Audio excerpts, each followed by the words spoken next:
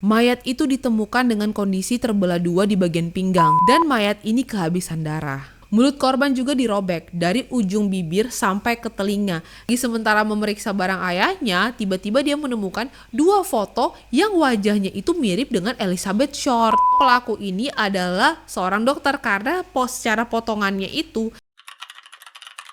Hai, aku Angel Marcia, selamat datang di YouTube channel aku. Sebelum kita mulai, jangan lupa like, comment, dan subscribe. Kali ini aku mau bawakan tentang kasus kriminal yang terkenal di Amerika pada tahun 1947.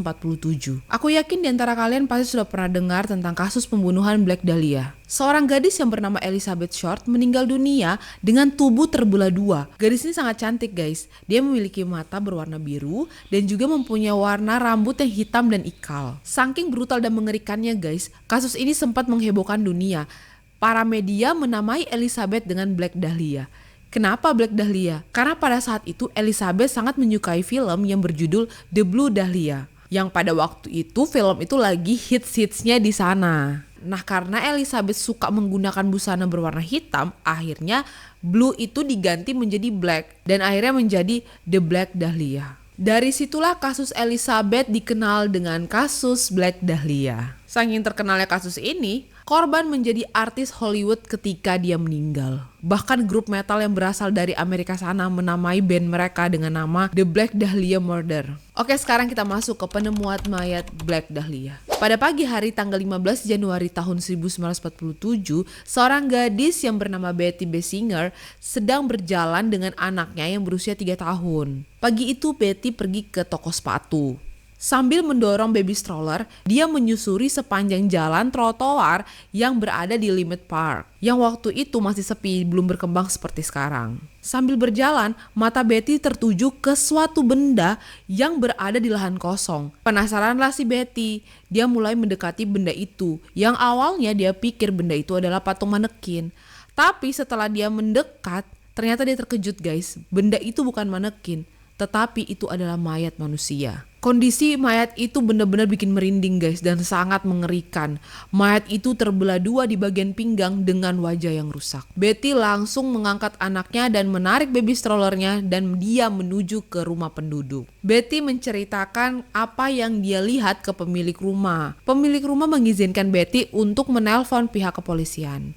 Dan tidak perlu menunggu waktu lama, pihak kepolisian langsung datang ke TKP. Lokasi TKP semakin ramai guys, banyak tim kepolisian dan juga media meliput tentang penemuan mayat itu. Mayat itu ditemukan dengan kondisi terbelah dua di bagian pinggang dan mayat ini kehabisan darah. Beberapa organ seperti usus telah dikeluarkan dan ditempatkan secara rapi di bawah bokongnya. Mulut korban juga dirobek dari ujung bibir sampai ke telinga. Kayak gambar senyuman gitu nah guys. Pada saat itu senyuman itu diberi nama Glasgow Smile atau senyuman Joker. Memang gambarnya tuh kayak senyuman Joker gitu sih kalau dilihat. Polisi tidak menemukan mayat di tubuh korban. Bahkan polisi tidak mendapatkan setetes darah di sekitar tubuh korban. Jadi tuh kayak bersih gitu nah guys. Jadi pada saat itu polisi berasumsi kalau korban ini telah dibunuh di tempat lain, dimutilasi lalu dibuang di lahan kosong. Mayat ini dipotong secara konsisten atau dalam dunia medis sering disebut dengan hemicorporectomy atau pelaku mengiris tubuh di belakang tulang belakang dengan sangat rapi. Hal ini hanya bisa dilakukan oleh seorang dokter. Kalian ingat baik-baik ya guys, potongan tubuhnya itu sangat konsisten dan sangat rapi. Untuk mengidentifikasi mayat korban, pihak kepolisian Los Angeles bekerja sama dengan FBI untuk mengungkapkan siapa mayat ini. Polisi Los Angeles mengirimkan sidik jari ke markas FBI. FBI langsung menemukan identitas dari mayat ini. Yaps, benar guys. Mayat ini adalah Elizabeth Short yang berusia 22 tahun. Polisi menemukan karung semen di samping tubuh Elizabeth. Sekarang kita masuk ke latar belakang Elizabeth Short. Elizabeth Short lahir pada tanggal 19 Juli tahun 1924. Dia berasal dari Boston. Short adalah anak ketiga dari 5 bersaudara. Ayahnya bernama Cleo Alvin Short dan ibunya bernama Phoebe May. Ayahnya adalah seorang angkatan laut dan ibunya adalah seorang ibu rumah tangga. Ekonomi keluarga Short bisa dibilang cukup baik. Ayahnya memiliki lapangan golf mini. Ketika ekonomi menurun dan harga pasar saham ikut menurun juga, akhirnya mereka kehilangan sebagian besar dari harta mereka. Mobil ayahnya Short ditemukan terbengkalai di tepi sungai.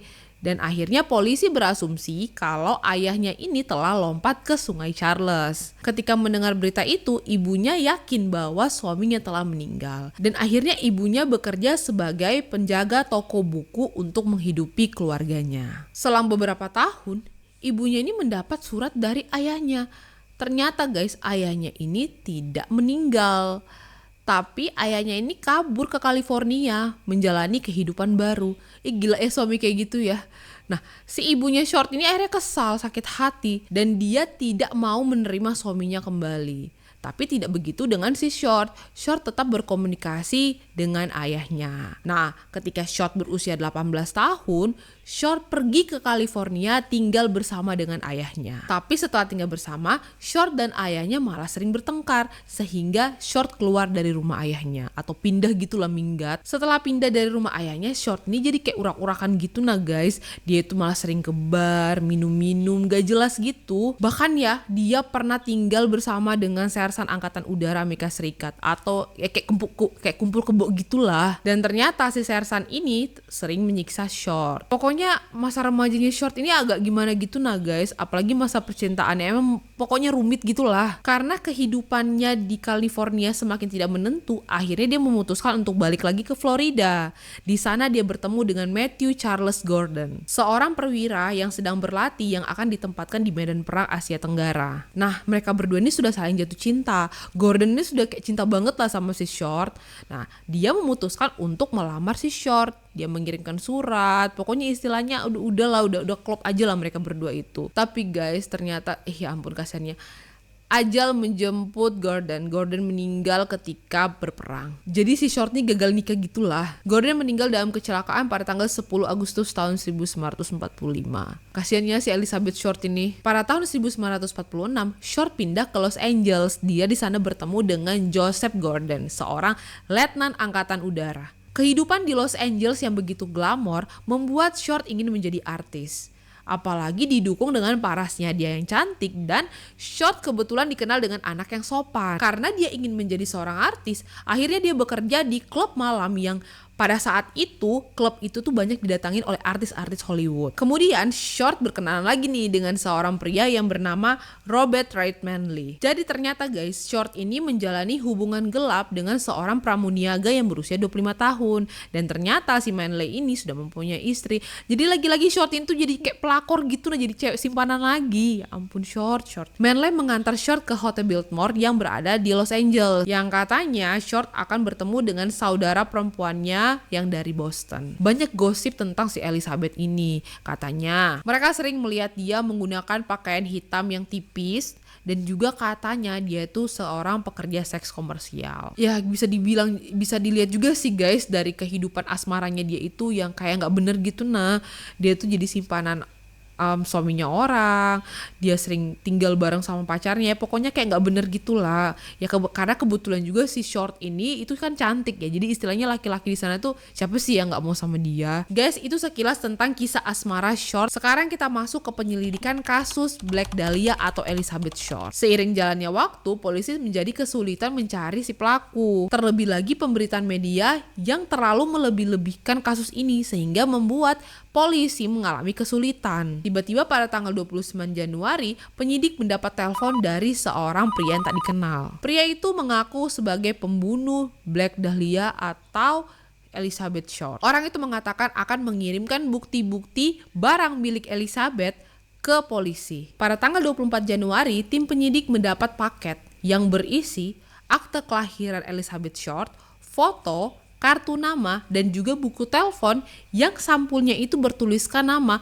Mark Handsome. Di dalam paket itu ada sebuah surat yang bertuliskan, "Untuk surat kabar Los Angeles, aku adalah sang pembunuh." Semua barang-barang itu dicek oleh tim penyidik dan mereka tidak menemukan sidik jari kecuali di amplop, namun sidik jarinya pun sudah rusak. Beberapa hari kemudian ada lagi surat yang masuk. Katanya, "Aku memutuskan Rabu pada tanggal 29 Januari, aku akan menyerahkan diri. Tertanda pembunuh Black Dahlia." Di surat itu terlampir lokasi penjemputan sang pelaku. Tapi setelah ditunggu-tunggu, si pelaku tidak juga muncul. Setelah beberapa hari kemudian, surat lain datang ke tim penyidik yang bertuliskan, "Aku berubah pikiran. Setelah aku pikir dia pantas mati. Aku tidak jadi menyerahkan diri." tertanda pembunuh Black Dahlia. Ya ampun, betul-betul ya. Memang dari awal ini si penulis surat ini atau si pengirim surat ini tuh memang cuma mainin emosinya para polisi aja. Tidak terima dengan perlakuan itu, akhirnya tim kepolisian memperluas lagi penyelidikannya.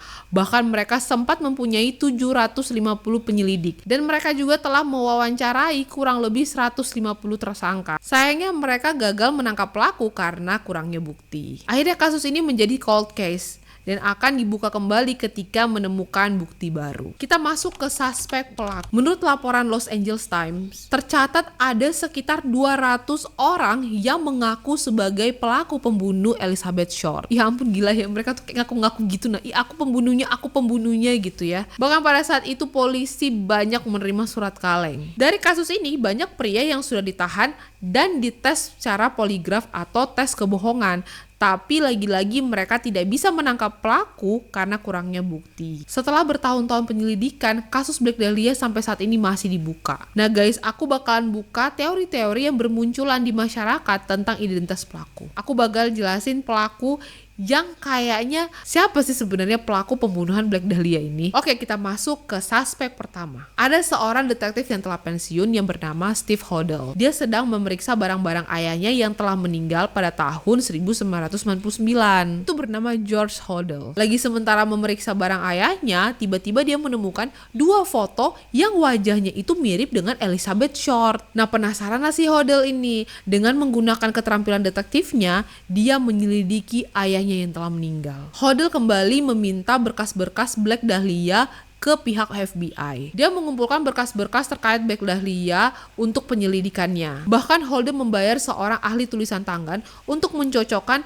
tulisan ayahnya dengan tulisan sang pelaku. Dan kemudian analisisnya menemukan kecocokan antara tulisan itu. Tapi sampai saat ini masih menjadi kontroversi. Nah, di awal tadi kan aku bilang kalau polisi atau tim penyidik mencurigai bahwa pelaku ini adalah seorang dokter karena secara potongannya itu sangat rapi dan konsisten, dan dicurigai bahwa itu dilakukan oleh seorang ahli atau seorang dokter. Nah, kebetulan guys, ayahnya Hodel berprofesi sebagai dokter dan ayahnya ini pernah mengikuti prosedur hemicorporectomy pada tahun 1930-an. Nah, Hodel terus mencari berkas-berkas ayahnya.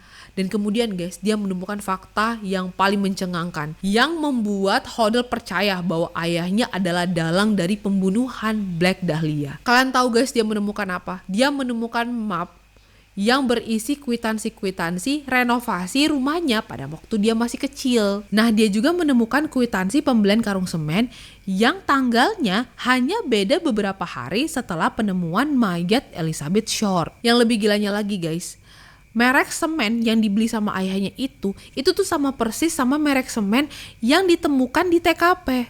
Kalian ingat gak? Di awal itu di TKP, polisi menemukan karung semen di samping tubuh Elizabeth. Iya, merinding aku. Ukurannya juga itu sama persis guys. Jurnalis yang bernama Steve Lopez meminta berkas-berkas secara resmi ke pihak kepolisian terkait pembunuhan Black Dahlia ini, dan mereka menemukan bukti-bukti penting. Jadi ternyata guys, pada saat itu polisi sudah mendapatkan 6 tersangka. Salah satunya adalah laki-laki yang bernama George Hodel itu. Bahkan rumahnya juga sudah pernah disadap oleh tim kepolisian pada tahun 1950. Dan mereka menemukan percakapan yang mengerikan. Kalian simak baik-baik isi percakapannya. Asli ini sangat mengerikan guys. Jam 8:25. Wanita itu berteriak. Kemudian terdengar suara George. "Kamu mau aku bagaimana? Letakkan bantal di atas kepalanya dan tutupi dia dengan selimut. Terserah kau." Mereka menyadari ada sesuatu yang mencurigakan. Sekarang mereka sudah mengetahui kalau dia sudah terbunuh. Bahkan jika aku membunuh Black Dahlia, mereka tidak akan bisa membuktikannya sekarang. Mereka tidak bisa berbicara dengan sekretarisku lagi karena dia sudah meninggal, suara George. Seandainya George Hodel masih hidup, mungkin dia bisa didakwa atas pembunuhan Black Dahlia. Tapi sayangnya guys, lagi-lagi karena ini penemuannya sudah berpuluh-puluh tahun kemudian, si George Hodel ini sudah meninggal. Dan dia hanya bisa menuangkan teori-teorinya itu ke dalam buku yang berjudul The Black Dahlia Avenger. Sayang banget ya, padahal kan itu tuh udah mirip banget ya, bukti-buktinya itu sudah ada. Terus juga ada foto yang mirip sama Dahlia. Itu tuh kayak sudah ayahnya Hodel ini yang menjurus ke sana gitu. Sekarang kita masuk ke suspek kedua. Pada tahun 2017, seorang penulis yang bernama Pew Itwill mengatakan bahwa dia telah memecahkan kasus pembunuhan Black Dahlia. Menurut Itwill, pelaku sebenarnya itu bernama Leslie Dillon, seorang yang dianggap sebagai tersangka utama tetapi dibebaskan. Dillon bekerja sebagai pelayan dan dia disuruh oleh bosnya yang bernama Mark Hansen untuk membunuh Black Dahlia. Kalian ingat nggak guys, waktu polisi menemukan surat kaleng dari sang pembunuh yang di awal aku cerita itu kan polisi menerima barang-barang bukti yang dimiliki oleh Black Dahlia. Nah di situ kan ada buku telepon. Kalian ingat nggak di sampulnya itu ada tulisan yang bernamakan Mark Hansen. Nah, jadi guys, buku itu diberikan oleh Mark Hansen ke Black Dahlia. Dalam interogasi Mark Hansen, dia mengatakan bahwa buku telepon itu adalah sebuah hadiah yang dia berikan kepada Elizabeth Short atau Black Dahlia. Nah guys, ternyata Short dan Hansen ini pernah memiliki hubungan spesial. Dan ternyata mereka ini pernah tinggal bersama selama beberapa hari. Dan juga Hansen ini adalah orang terakhir yang menghubungi Elizabeth Short. Nah, Itwill ini berasumsi kalau si Hansen ini menyukai Short, tapi Short menolak cintanya si Hansen. Akhirnya si Hansen ini sakit hati dan dia menyuruh si Dillon, anak buahnya itu, untuk membunuh Short. Nah, fakta menariknya lagi guys, ternyata si Dillon ini pernah bekerja sebagai asisten ahli pemakaman dan dia pernah belajar tentang cara mengeringkan tubuh. Nah, Itwill ini menemukan fakta yang menarik lagi guys, dan polisi tidak pernah mempublikasikannya ke media. Kalian tahu apa? Ternyata Short memiliki tato mawar di pahanya dan kemudian dipotong dan disimpan di dalam alat kelaminnya. Memang agak psikopat loh pembunuhnya ini ya. Aku tuh kayak gak habis pikir, pembunuhnya tuh mendapat inspirasi dari mana gitu sampai dia tega membunuh seorang gadis perempuan dengan cara yang mengenaskan gitu. Memang agak di luar nalar lah cerita ini, dan menuangkan semua teori-teorinya itu ke dalam buku yang berjudul Black Dahlia, Red Rose, The Crime, Corruption, and Cover-Up of America's Greatest Unsolved Murder. Terlepas dari itu semua, Dillon tidak pernah didakwa atas tuduhan-tuduhan tersebut. Nah, Itwill juga menduga kalau si Mark Hansen ini menjalin hubungan kepada pihak kepolisian agar Dillon dibebaskan. Lagi-lagi teori-teori ini tuh semua menjadi angin lalu aja guys, dikarenakan pihak-pihak yang terlibat dengan kasus pembunuhan Black Dahlia ini kebanyakan telah meninggal. Menurut kalian gimana guys? Siapa sih sebenarnya pembunuh Black Dahlia ini? Aku yakin setelah kalian mendengar pelaku pembunuh Black Dahlia, kalian sudah bisa mengira-ngira kalau si A atau si B atau si C yang menjadi pelakunya. Kalau menurut aku ya guys, aku lebih condong ke ayahnya Hodel ini sebagai pelaku pembunuh Black Dahlia. Ya karena ya menurut aku ya, pertama dari cara membelah tubuh Black Dahlia, dari pihak kepolisian sendiri sudah mengatakan kalau orang yang membelah tubuh Black Dahlia ini adalah orang yang berprofesi atau ahli di bidangnya, karena potongannya itu secara konsisten dan rapi. Dan itu tuh udah jelas kalau si ayahnya Hodel ini seorang dokter yang bisa melakukan hal itu. Dan juga ayahnya menyimpan sebuah foto wanita yang menurut aku itu tuh Black Dahlia. Tapi aku gak tahu ya menurut kalian gimana. Tapi kalau menurut aku lebih condong ke ayahnya Hodel sebagai pelaku pembunuh Black Dahlia. Aku pengen tahu pendapat kalian tentang pelaku pembunuh Black Dahlia. Menurut kalian siapa? Ayahnya Hodel, George Hodel tadi, atau si Steve Dillon ini? Atau bisa jadi Mark Hansen, atau kalian punya opini pendapat lain yang bisa kalian tuangkan di bawah kolom komentar ini. Oke guys. Oke, sampai di sini cerita aku tentang kasus pembunuhan Black Dahlia atau Elizabeth Short yang sampai saat ini masih menjadi teka-teki siapa pelaku sebenarnya. Oke, sampai jumpa di cerita aku selanjutnya. Bye-bye.